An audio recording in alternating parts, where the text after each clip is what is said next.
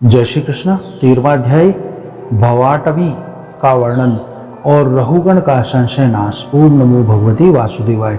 जड़ भरत ने कहा, राजन, यह जीव समूह सुख रूप धन के में आसक्त देश देशांतर में घूम फिरकर व्यापार करने वाले व्यापारियों के दल के समान है। इसे माया ने दुस्तर प्रवृत्ति मार्ग में लगा दिया है, इसलिए इसकी दृष्टि सात्विक, राजस, तामस भेद से नाना प्रकार के कर्मों पर ही जाती है। उन कर्मों में भटकता भटकता यह संसार रूप जंगल में पहुंच जाता है। वहाँ इसे तनिक भी शांति नहीं मिलती। महाराज, यह जंगल में 6 डाकू हैं। उस वणिक समाज का नायक बड़ा दुष्ट है। उसके नेतृत्व में जब यह वहाँ पहुँचता है तब ये लुटेरे बलात् इसका सब माल मत्ता लूट लेते हैं तथा भेड़िए जिस प्रकार भीड़ों में घुसकर उसे खींच ले जाते हैं, उसी प्रकार इसके साथ रहने वाले गीदड़ ही इसे असावधान देखकर इसके धन को छीनकर इधर उधर खींचने लगते हैं। यह जंगल में बहुत ही लता घास और झाड़ झंझाड़ के कारण बहुत दुर्गम हो रहा है। इसमें तीव्र डांस और मच्छर इसे चैन नहीं लेने देते। वहाँ इसे कभी तो गंधर्व नगर दिखने लगता है और कभी कभी चमचमाता हुआ अति चंचल आगिमिया बेताल आंखों के सामने आ जाता है। यह वणिक समुदाय इस वन में निवास स्थान, जल और धनादि में आसक्त होकर इधर उधर भटकता रहता है। कभी बवंडर से उठी हुई धूल के द्वारा जब सारी दिशाएं धूमाच्छित सी हो जाती है और इसकी आंखों में धूल भर जाती है तो इसे दिशाओं का भी ज्ञान नहीं रहता। कभी इसे दिखाई न देने वाले झिंगुरों का कर्ण कटु शब्द सुनाई देता है। कभी उल्लुओं की बोली से इनका चित्त व्यथित हो जाता है। कभी इसे भूख सताने लगती है तो यह निंदनीय वृक्षों का ही सहारा टटोलने लगता है और कभी प्यास से व्याकुल होकर मृग तृष्णा की ओर दौड़ने लगता है।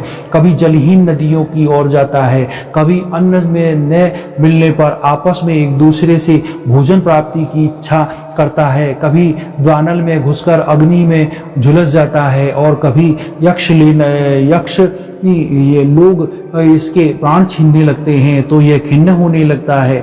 कभी अपने में से अधिक बलवान लोग इसका धन छीन लेते हैं तो यह दुखी होकर शोक और मोह से अचेत हो जाता है और कभी गंधर्व नगर में पहुंचकर घड़ी भर के लिए सब दुख भूलकर खुशी मनाने लगता है। कभी पर्वतों पर चढ़ता रहता है तो कांटे और कंकड़ों द्वारा पैर चलनी हो जाने से उदास हो जाता है।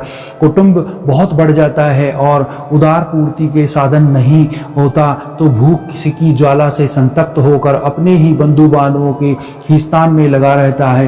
कभी अजगर सर्प का ग्रास बनकर वन में फेंके हुए मुर्दे के समान पड़ा रहता है। उस समय इसे कोई सूध बूध नहीं रहती। कभी दूसरे विषैले जंतु इसे काटने लगते हैं तो उसके विष के प्रभाव से अंधा होकर किसी अंधे कुएं में गिर जाता है और घोर दुखमय अंधकार में बेहोश पड़ा रहता है। कभी मधु खोजने लगता है तो मक्खियों इसके कान में दम कर देती है और इसका सारा अभिमान नष्ट हो जाता है। यदि किसी प्रकार अनेकों कठिनाइयों का सामना करके यह मिल भी गया तो बलात् दूसरे लोग इसे छीन लेते हैं। कभी शीत, घाम, आंधी और वर्षा से अपनी रक्षा करने में असमर्थ हो जाता है। कभी आपस में थोड़ा व्यवहार करने लगता है तो धन के लोभ से दूसरे को धोखा देकर उनसे बैर ठान बैठता है। कभी कभी इस संसार वन में इसका सारा धन नष्ट हो जाता है तो इसके पास सैया, आसन, रहने के लिए स्थान और सैर सपाटे के लिए सवारी आदि भी नहीं रहती। तब दूसरों से याचना करता है। मांगने पर भी दूसरों से इसे अभिलषित वस्तु नहीं मिलती।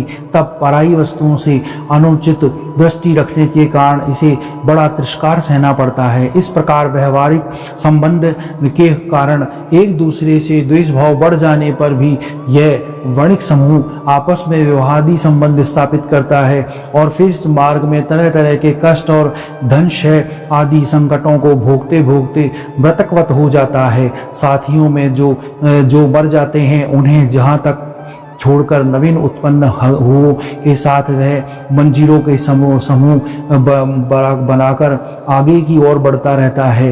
वीरवर, उसमें से कोई भी प्राणी न तो आज तक वापस में लौटा है और न किसी ने संकटपूर्ण मार्ग को पार करके परमानंदमय योग को ही शरण ली है। जिन्होंने बड़े बड़े दिक्पालों को जीत लिया है, वह धीर वीर पुरुष भी पृथ्वी पर यह मेरी है ऐसा अभिमान करके आपस में वैर ठानकर संग्राम भूमि में झूम रहे जाते हैं, तो भी उन्हें भगवान विष्णु का वह अविनाशी पद नहीं मिलता जो वैरहीन परमहंसों को प्राप्त होता है। इस भवावटीवी के भटकने वाला यह वंजीजारों का दल कभी किसी लता की डालियों का आश्रय लेता है और उस पर रहने वाले मधुरभाषी पक्षियों के मोह में फंस जाता है, कभी सिंहों के समूह में भय बनाकर बगुला, कंक और गिद्धों की प्रीति करता है। जब उनसे धोखा होता है तब हंसों की पंक्ति में प्रवेश करना चाहता है, किंतु उसे उनका आचार नहीं सुहाता, इसलिए बानरों से मिलकर उनके जाति स्वभाव के अनुसार दाम्पत्य सुखों में रत रहकर विषय भोगों में इंद्रियों को तृप्त करता है और एक दूसरे के मुख देखते देखते अपनी आयु की अवधि को भूल जाता है। वही वृक्षों से में क्रीड़ा करता हुआ पुत्र और स्त्री के स्नेह पास में बन जाता है। इसमें मैथुन की वासना इतनी बढ़ जाती है कि तरह तरह के दुर्व्यवहारों से दीन होने पर भी वह विवश होकर अपने बंधन को तोड़ने के साहस नहीं कर सकता। कभी असावधानी से पर्वत की गुफा में गिरने लगता है तो उसमें रहने वाले हाथी से डरकर कभी लता के सहारे लटकता रहता है। शत्रु दमन यदि किसी प्रकार इसे इस आपत्ति से छुटकारा मिल भी जाता है तो यह अपने गोल में मिल जाता है। जो मनुष्य माया की प्रेरणा से एक बार इस मार्ग में पहुंच जाता है उसे भटकते भटकते अंत तक अपने परम पुरुषार्थ का पता नहीं लगता। रहुगण, तुम भी इसी मार्ग में भटक रहे हो, इसलिए अब प्रजा को दंड देने का कार्य छोड़कर समस्त प्राणियों के हृदय हो जाओ और विषयों में अनासक्त होकर भगवान की सेवा में तीक्ष्ण किया हुआ ज्ञान रूप खड़क लेकर इस मार्ग को पार कर लो। राजा रहुगण ने कहा, हो समस्त योनियों में यह मनुष्य जन्म ही श्रेष्ठ है। अनन्य लोकों में प्राप्त होने वाले देवादि उत्कृष्ट जन्मों से भी क्या लाभ है। जहाँ भगवान ऋषिकेश के पवित्र यश से शुद्ध अंतःकरण वाले आप जैसे महात्माओं का अधिकाधिक समागम नहीं मिलता। आपके चरण कमलों की रज का सेवन करने से जिनके सारे पाप ताप नष्ट हो गए हैं, उन महान भावों को भगवान की विशुद्ध भक्ति प्राप्त होना कोई विचित्र बात नहीं है। मेरा तो आपके 2 घड़ी के सत्संग से ही सारा कुतर्क मूलक अज्ञान नष्ट हो गया है। ब्रह्म ज्ञानियों में जो वयोवृद्ध हो उन्हें नमस्कार है, जो शिशु हो उन्हें नमस्कार है, जो युवा हो उन्हें नमस्कार है, जो क्रीड़ारत बालक हो उन्हें भी नमस्कार है, जो ब्रह्म ज्ञानी ब्राह्मण अवधूत वेश से पृथ्वी पर विचरते हैं उनसे हम जैसे ऐश्वर्योन्मत्त राजाओं का कल्याण हो। श्री सुखदेव जी कहते हैं, उत्तरानंदन, इस प्रकार उन परम प्रभावशाली वैश्य पुत्र ने अपना अपमान करने वाले सिंधु नरेश रहुगण को भी अत्यंत करुणावश आत्मज्ञान का उपदेश दिया। जब राजा रहुगण ने दीन भाव से उनके चरणों की वंदना की, फिर वह परिपूर्ण समुद्र के समान शांत चित्त और उपरेंद्रिय होकर पृथ्वी पर विचरने लगे। उनके सत्संग से परमात्म तत्व का ज्ञान पाकर सुवीरपति रहुगण ने भी अंतःकरण में अविद्या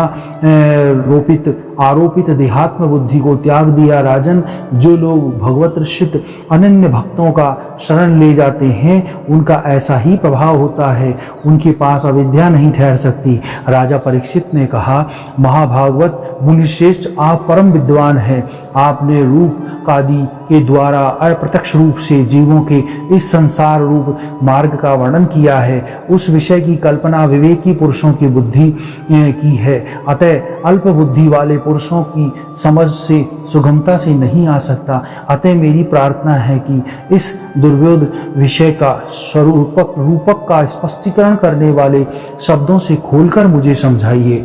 ओम नमो भगवते वासुदेवाय। 13वां अध्याय समाप्त। जय श्री कृष्ण।